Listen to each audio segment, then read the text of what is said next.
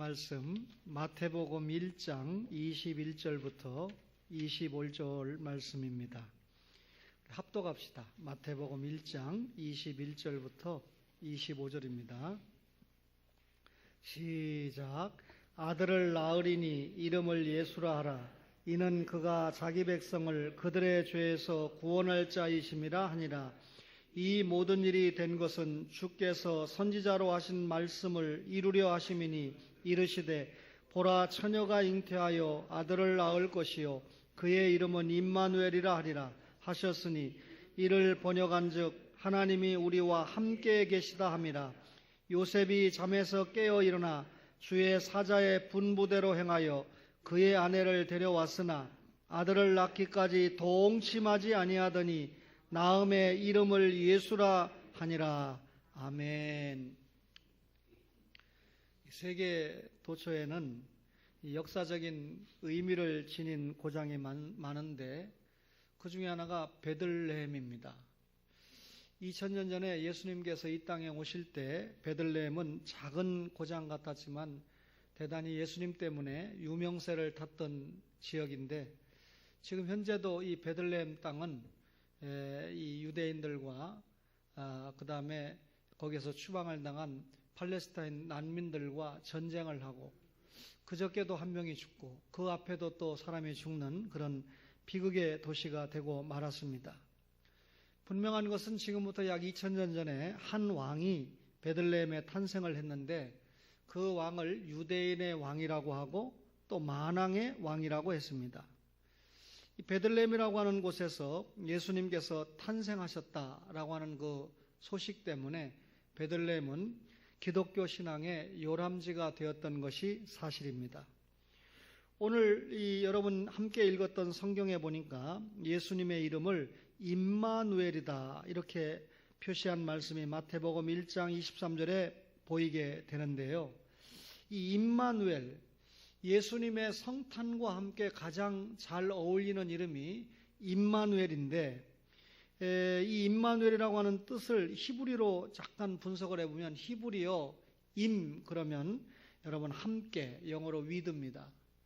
그 다음에 마누 그러면 그 마누라고 하는 말은 영어로 us 우리와 이 말입니다. 우리와 함께죠. 그 다음에 엘은 하나님이거든요.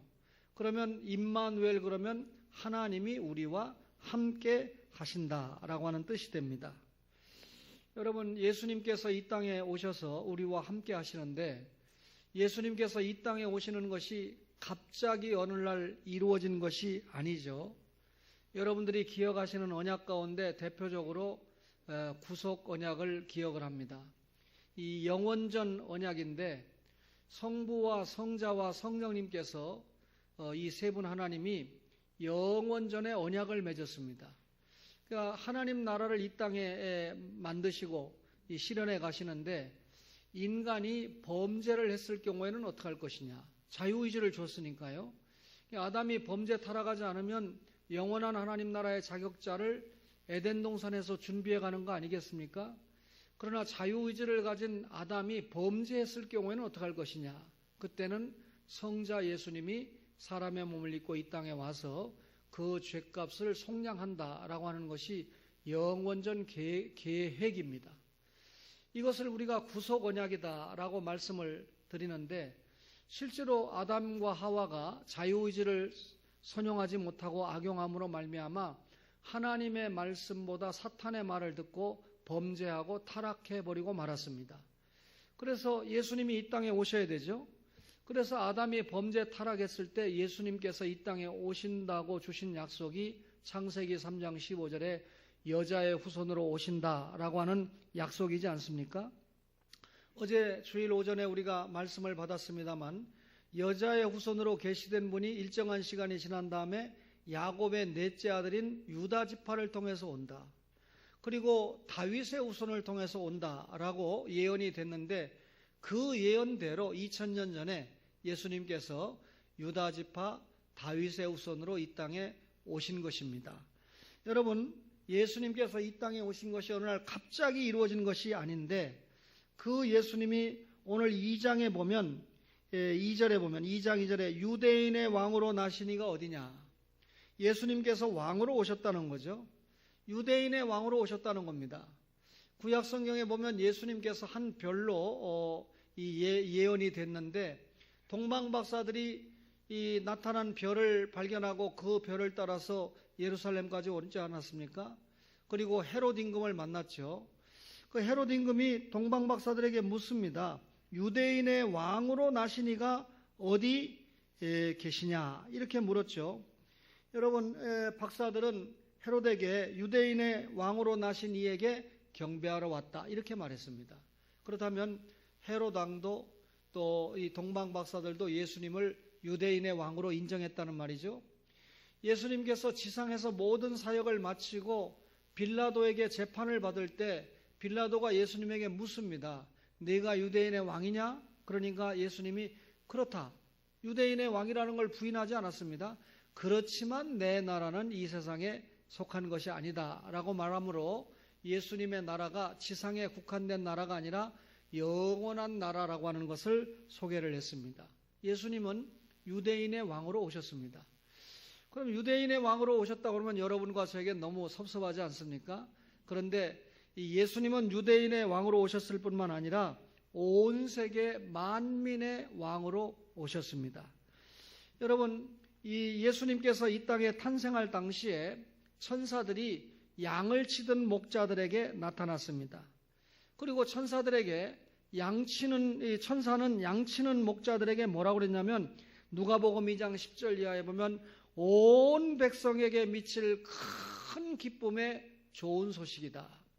온 백성에게 미칠 큰 기쁨의 좋은 소식. 큰 기쁨의 좋은 소식은 예수님을 말하죠. 왕으로 오신 예수님이 누구에게 미칩니까? 유대인에게만 미치는 게 아니라 온 백성에게 미치는 큰 기쁨의 좋은 소식이다. 그랬습니다. 여러분, 예수님은 혈통이나 지역을 초월하시는 분입니다. 인간의 언어나 문화를 초월하시는 분이 예수님이죠.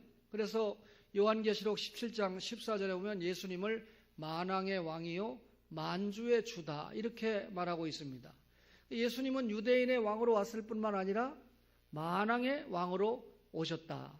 따라서 여러분과 저에게도 예수님은 왕이다. 그 말이죠. 그런데 그 예수님이 다른 성경을 보면 평강의 왕이다 그랬어요. 히브리서 7장 2절에 보니까 살렘 왕이니 곧 평강의 왕이다. 여러분, 하나님께서 구약에 이스라엘 나라를 통해서 하나님 나라를 보여주는데 이스라엘 나라 가운데 가장 강성했던 나라, 하나님 나라를 강하게 보여줬던 나라가 다윗 왕 때 아닙니까? 가장 강력했고 많은 땅을 차지했던 그런 때인데 이 다윗의 뒤를 이었던 왕이 솔로몬인데 아버지가 이루었던 모든 번영을 그대로 누렸던 아들이 솔로몬 왕입니다. 그래서 이스라엘 나라 역사를 통해서 가장 번영했고 행복했고 평화로웠던 시기, 전성기의 시대가 다윗과 솔로몬 시대인데 아시다시피 솔로몬이 말년의 범죄 타락함으로 말미암아 나라가 남쪽 유다와 북쪽 이스라엘로 갈라지고 말았습니다. 북쪽 이스라엘은 얼마 동안 존속하다가 하나님의 말씀에 불순종한 결과 아수르에 망하고 남쪽 유다는 바벨론에 망해버리고 말았습니다. 이스라엘이라는 나라가 아수르에 망하고 바벨론에 망했다라고 하는 말은 왕들이 힘을 쓰지 못했고 그리고 하나님의 징벌을 받았다는 말이 되지 않습니까? 그래 이스라엘 백성들이 바벨론의 포로 생활을 하면서 70년 포로 생활 중에 무엇을 생각합니까? 메시아 왕이 오면 유대인의 왕이 오시면 우리를 이런 이 고통과 지옥 같은 고통에서 해방을 시켜주어서 다윗의 영광의 시대를 회복해 줄 것이고 솔로몬의 영광의 시대를 회복시켜 줄 것이다. 그렇게 기대를 한 것이 메시아 대망사상 아닙니까? 그러니까 자신들이 어려운 처지에 있으면서도 이스라엘 백성들끼리 만나면 샬롬 이렇게 인사를 합니다.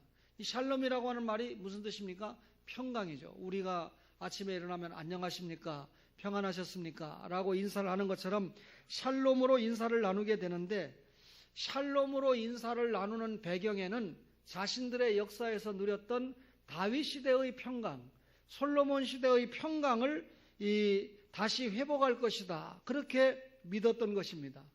그러면 이스라엘 백성들이 다윗의 시대나 솔로몬 시대의 평강을 회복하는 때가 언제라고 봤습니까? 유대인의 왕으로 오시는 메시아 예수님이 오실 때 그것이 가능하다. 그렇게 보았던 것입니다. 여러분, 빌립이 자기 친구 나다나엘에게 강권에서 예수님을 만나게 했습니다. 나다나엘이 예수님을 만나서 여러분 너무 기뻐서 어쩔 줄을 몰랐습니다. 그래 나다나엘의 입에서 나온 고백이 뭐냐면 당신은 하나님의 아들이시요 이스라엘의 임금이로소이다. 당신은 하나님의 아들이다. 신성을 고백했죠. 당신은 이스라엘의 임금이다. 인성을 고백하지 않았습니까? 너무 기뻐서 예수님을 만나니까 이런 고백이 터집니다.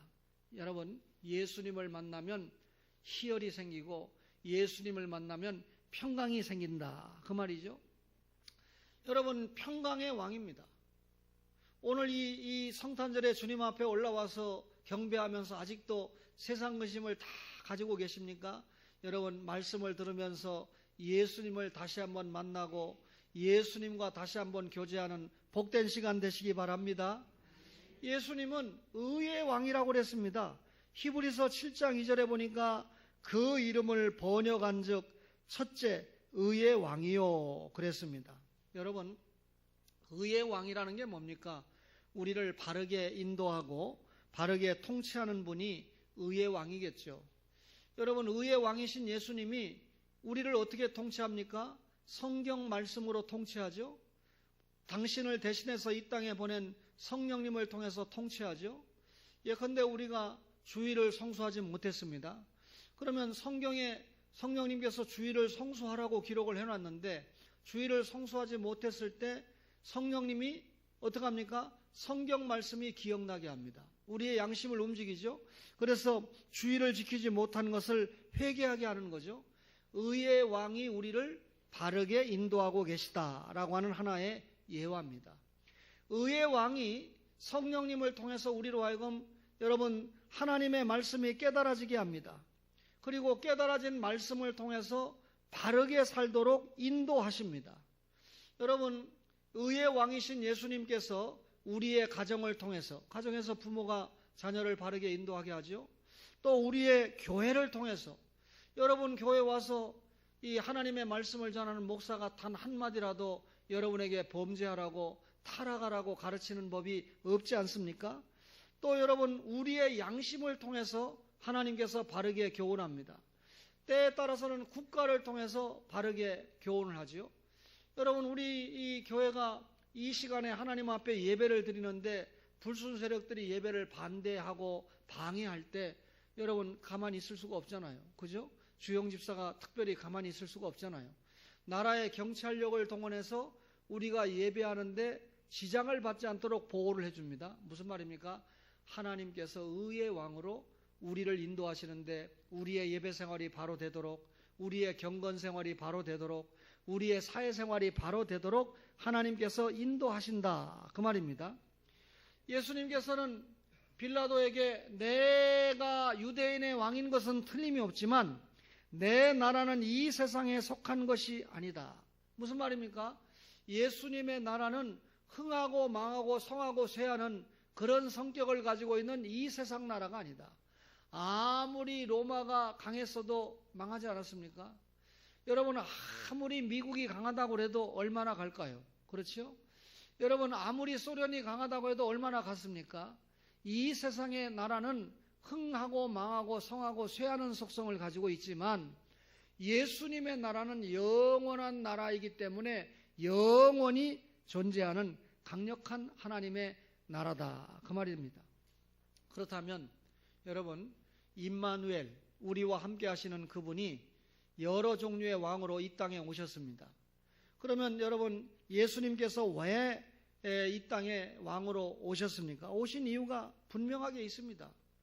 예수님이 하나님의 아들인 예수님이 사람의 몸을 입고 이 땅에 오신 이유가 무엇일까요? 마태복음 1장 21절에 보니까 아들을 낳으리니 이름을 예수라 하라. 이는 그가 자기 백성을 그들의 죄에서 구원할 자이심이라 하니라 그랬습니다. 여러분 예수님의 12제자 가운데 마태를 잘 알지 않습니까? 여러분이 마태라고 하는 사람은 세리였기 때문에 동족들에게 매국노 취급을 받았던 사람이죠. 마태도 그렇고 여리고의 삭개오도 그렇지 않습니까? 동족들에게 세금 받아다가 로마에다 바치니까 그렇지 않겠어요? 일제시대 때 세무공무원이 돼가지고 우리 동족들에게 세금을 받아다가 일본에다가 바치는 그런 직업을 가지고 나라에 일본에서 월급을 받아서 먹고 산다 그러면 여러분과 저가 그를 여러분 죄인이라고 그러고 매국노라고 그러고 나쁜 놈이라고 그렇게 이야기하지 않겠습니까? 그런데 웬걸요 예수님은 이 땅에 오셔서 그 죄인으로 매국노로 취급을 받는 마태와 함께 식사를 하고 계셨습니다. 유대인들이 참을 수가 없죠. 어떻게 당신이 의의 왕이고 죄가 없는 하나님의 아들이라고 하면서 저런 더러운 죄인과 함께 식사를 함께 할 수 있느냐 하니까 예수님께서 내가 의인을 부르러 온 것이 아니라 나는 죄인을 부르러 왔다. 여러분, 우리 스스로는 의인이라고 착각을 하잖아요. 그렇죠? 살인하지 말라. 그런데 살인 안 했잖아요. 그런데 주님이 형제를 미워한 자는 이미 살인했다. 간음하지 말라. 우리 간음 안 했잖아요. 그런데 이미 음욕을 품었으면 간음을 했다. 여러분과 저가 확실한 죄인이거든요. 그런데 이런 죄인을 예수님이 외면한 게 아니라 의인을 부르러 온 것이 아니라 죄인을 부르러 오셨다. 죄인을 구원하기 위해서 오셨다. 그 말이죠. 조금 전에 말씀드린 여리고의 삭개오는 여리고 세무서장입니다. 어쩌면 마태보다 더 나쁜 놈이라고 그렇게 욕을 먹었던 그런 사람일지 모릅니다.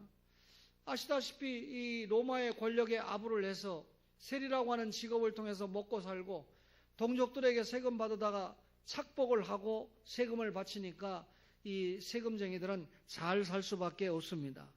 그러니까 동족들이 볼 때 이런 마태나 이 여리고의 이 삭개오 같은 경우는 죄인 중에 괴수로 취급을 하지 않습니까? 그런데 예수님이 삭개오를 찾아왔거든요. 굳이 여리고를 방문하신 이유는 삭개오의 영혼을 체포하기 위해서 오셨는데 삭개오를 만나서 너는 잃어버린 아브라함의 자손이다. 잃어버렸다는 게 뭡니까? 아브라함의 자손의 계열에 서 있어야 되는데 거기서 이탈을 했다. 그러니까 내가 너를 찾아서 다시 아브라함의 자손으로 세워놓기 위해서 왔다. 너는 원래 하나님의 자녀여야 되는데 마귀의 자녀의 자리에 가 있다. 마귀의 자녀에 가 있는 너를 뽑아다가 다시 하나님의 자리로 옮겨놓는 일을 위해서 내가 왔다. 그러면 예수님이 그 일을 위해서 어떻게 합니까? 그 사람의 죄를 위해서 십자가에 죽는 거죠. 오늘 구원이 이 집에 이르렀으니 이 사람도 아브라함의 자손이다. 예수님은요, 죄인을 위해서 이 땅에 오셨습니다. 그래서 찬송가를 볼 때 주여 주여 죄인 오라 하실 때 날 부르소서. 여러분과 제가 예수님이 의인을 부르러 온 거 아니고 죄인을 부르러 오셨기 때문에 얼마나 행복한지 모릅니다. 여러분, 예수님께서 이 땅에 오신 이유는요, 택자를 구원하기 위해서 오셨는데 히브리서 2장 16절에 보면 이는 실로 천사들을 붙들어 주려 하심이 아니요 오직 아브라함의 자손을 붙들어 주려 하심이라 그랬습니다. 여러분, 천사들을 붙들어 주려고 하는 것이 아니라 아브라함의 자손을 붙들어 주려고 오셨다. 여러분, 하나님의 관심은 천사에게 있지 않고 사람에게 있습니다. 여러분, 천사는 사람들을 위해서 존재하는 영물임에 틀림이 없지요. 오늘 마태복음 1장 21절에는 자기 백성을 그들의 죄에서 구원할 자다. 자기 백성이라고 그랬습니다. 예수님이 남의 백성은 구원하지 않습니다. 다시 말하면 하나님이 영생 주시기로 작정된 자를 위해서 십자가에 죽으러 왔지 아무나를 위해서 십자가에 죽으러 오신 분이 아니다. 그 말입니다. 예수님은 이렇게 하나님이 영원전에 선택해 놓은 자들을 구원하기 위해서 자기 목숨을 십자가 대속의 제물로 주기 위해서 이 땅에 오신 분입니다. 여러분, 지상에 여러 종교가 있지만 참된 종교에는 몇 가지 특징이 있습니다. 여러분, 우리 기독교는 하나님이 스스로 계신 분이기 때문에 스스로 계신 분이 하나님의 뜻을 공개하지 않으면 도무지 우리가 알 수가 없습니다. 여러분, 어떤 사람이 기도를 많이 해가지고 하나님을 만났고 또 어떤 사람은 봉사를 열심히 해서 하나님을 만나면 그와 그가 만난 하나님이 다릅니다. 여러분, 하나님께서 자기 자신을 스스로 계신 분이니까 공개를 해서 그 공개한 것을 가지고 우리가 하나님을 깨닫게 될 때 신앙이 같을 수밖에 없잖아요. 그러면 스스로 계신 분이 자기를 공개하는 방법이 뭡니까? 계시입니다. 그 계시가 일반 계시가 있고 특별 계시가 있는데, 하늘과 땅과 그 가운데 모든 만물은 일반 계시입니다. 그래서 여러분 설악산에 가고 금강산에 가서 야, 하나님의 창조물이 너무 멋지다, 거기까지 갈 것도 없어요. 청량산까지 가서 야, 하나님이 만드신 것이 너무 멋지다, 이렇게 깨달으면 하나님 일반 계시를 통해서 하나님의 창조를 인정하는 거잖아요. 일반 계시를 통해서 이건 하나님이 아니면 만들 수 없다, 하나님의 존재를 인정하는 거 아닙니까? 그게 일반 계시의 목적이에요. 그런데 그 일반 계시 앞에서 내가 죄인이라는 거 못 깨닫거든요.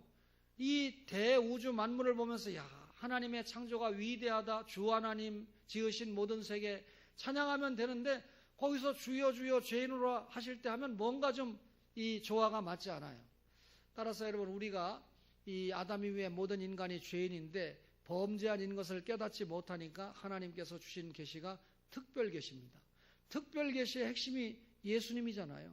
예수님이 이 땅에 오셔서 범죄한 우리를 위해서 십자가의 대속의 제물로 자신을 주신다라고 하는 것이 하나님의 주신 계시의 핵심 아닙니까?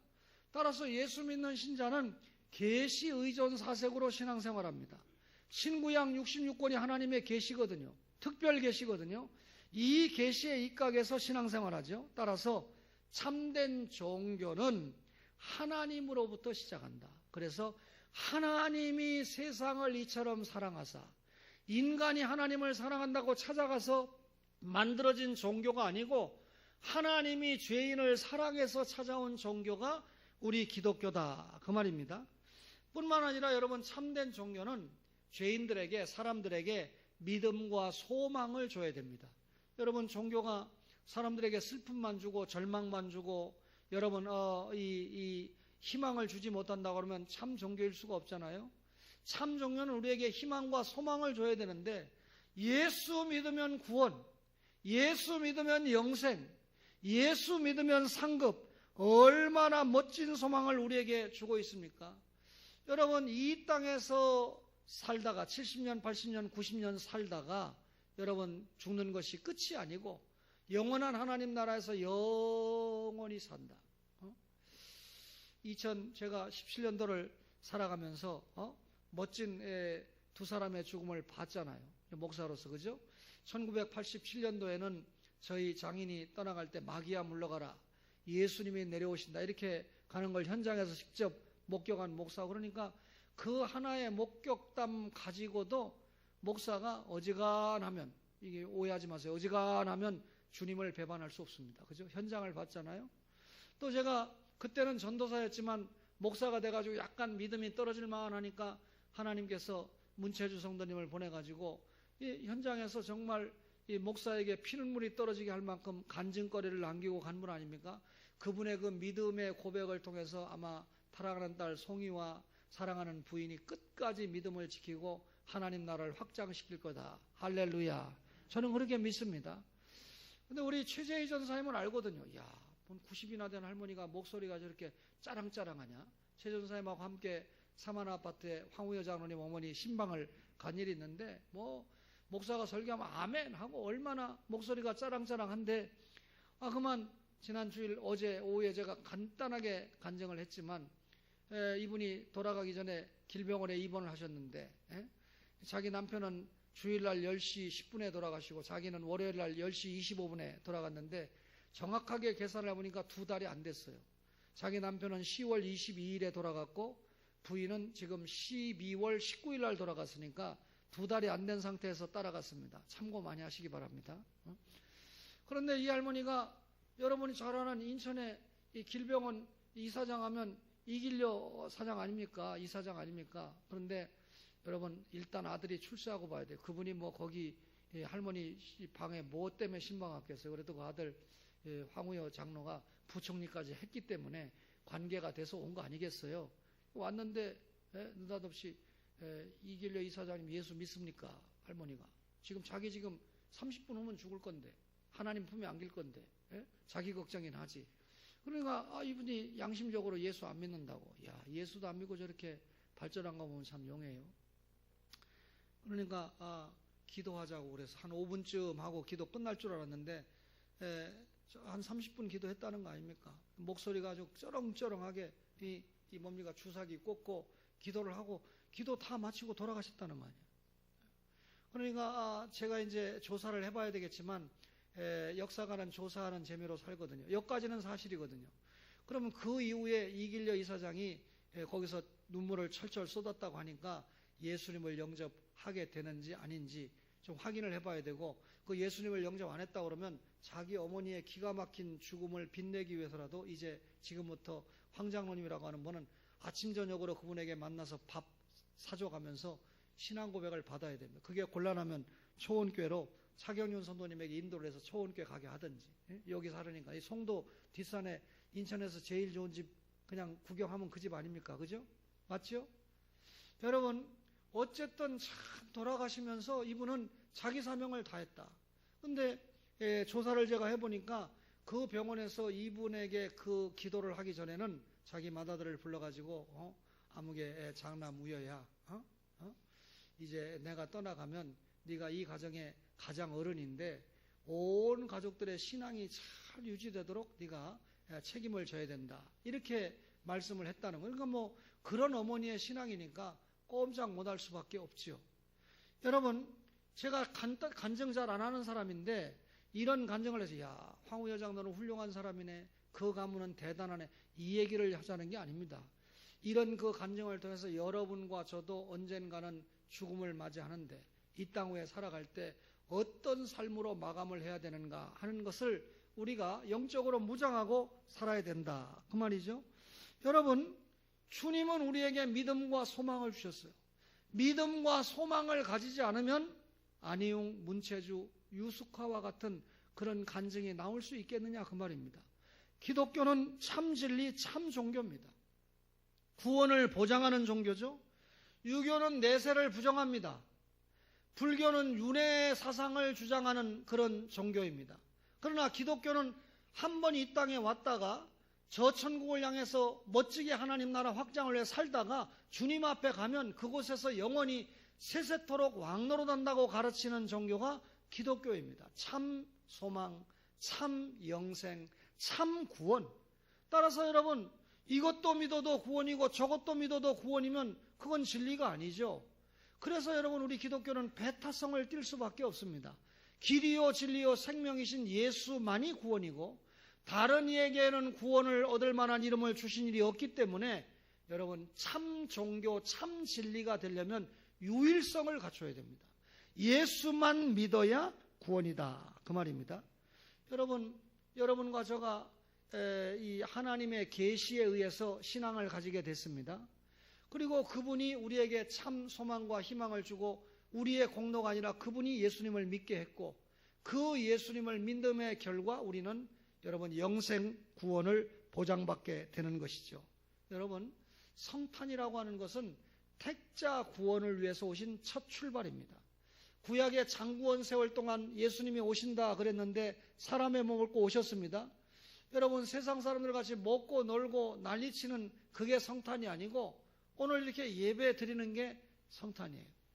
제가 가르쳤던 한 제자 목사님이 부목사님인데 저에게 아침에 문자가 왔어요. 저 부산입니다. 하여튼 부산이 유명해요. 저 인천 초원교회 가서 성탄절 감사 예배를 드리고 싶은데 갈 방법이 없네요. 그래서 이 목사님 교회는 예배를 안 드리느냐. 그러니까 저희는 성탄절 예배를 안 드립니다. 깜짝 놀랐죠, 제가. 한 300명 출석하는, 작년 출석하는 교회니까 성탄절 예배 드리면 아무리 안 와도 200명은 오지 않겠습니까? 그래서 왜 성탄절 예배를 안 드리냐? 그러니까 사모님이 목사님에게 성탄절 날 밥하기 귀찮다고 권사들이 그러니까 그냥 예배 생략하자. 문자 있어요, 그대로. 그래서 성탄절 날 예배를 안 드린다는 거예요. 야, 우리 권사님들도 성탄절 날 밥하기 귀찮아가지고 오늘은 어느 권사님이 이 빵과 우유를 준비한 걸로 아는데 최소한 빵과 우유를 준비해서라도 성탄절 예배를 드려야지. 그죠? 빵이 목적이요, 우유가 목적이요, 밥 먹는 게 목적이요. 성탄절 예배를 드리고 그 다음에 육신의 양식을 채우는 건 다음 문제인데, 야, 성탄절 날 이 여권사, 여집사들이 밥하기 싫어가지고 성탄 감사 예배를 안 드린다는, 제가 지금까지 예수 믿고 처음 듣는 얘기를 오늘 듣고 여러분에게 특종을 공개를 하고 있는 겁니다. 제가 이 목사님에게 그 교회를 떠나라고 해야 될지, 어떻게 내가 책임을 못 지니까.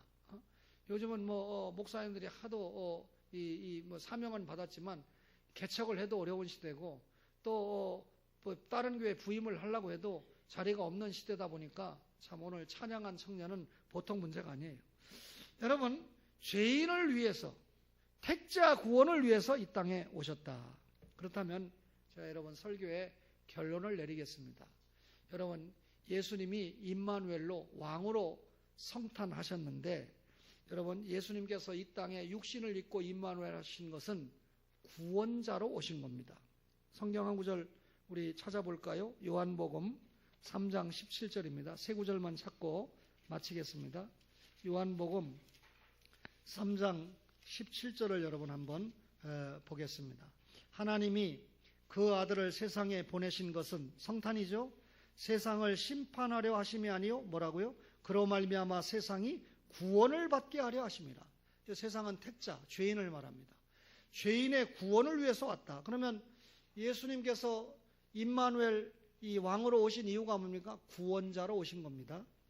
두 번째로요, 예수님은 치료자로 오셨는데, 마태복음 4장 24절을 한번 보겠습니다.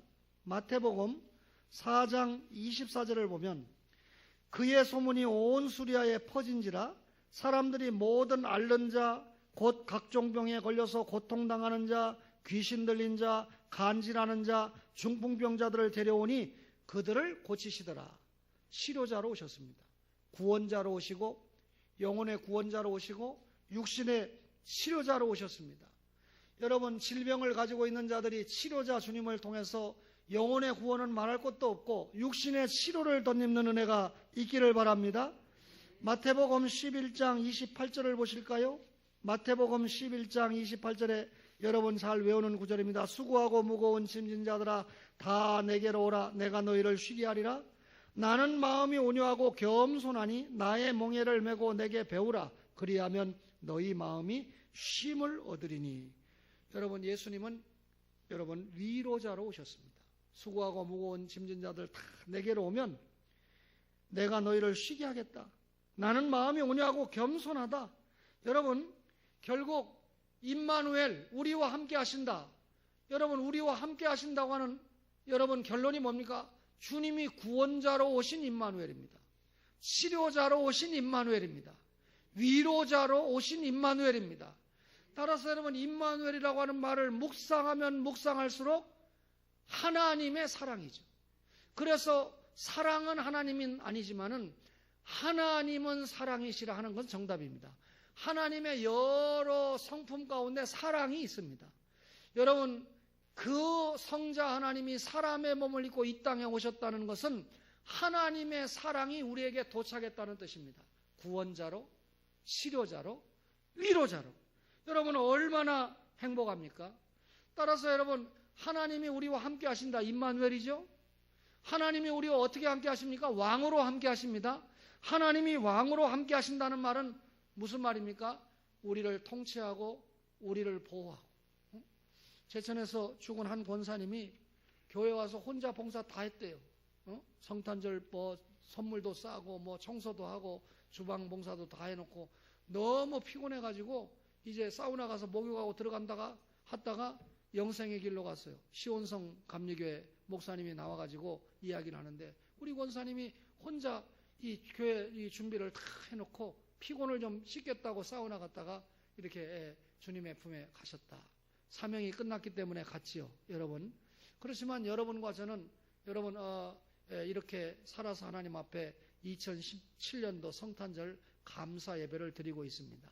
여러분, 임마누엘의 축복을 마음껏 느꼈으면 감사하면서 주님 앞에 충성, 헌신, 봉사로 기록을 남기는 여러분과 저가 되기를 주의 이름으로 간절히 바랍니다.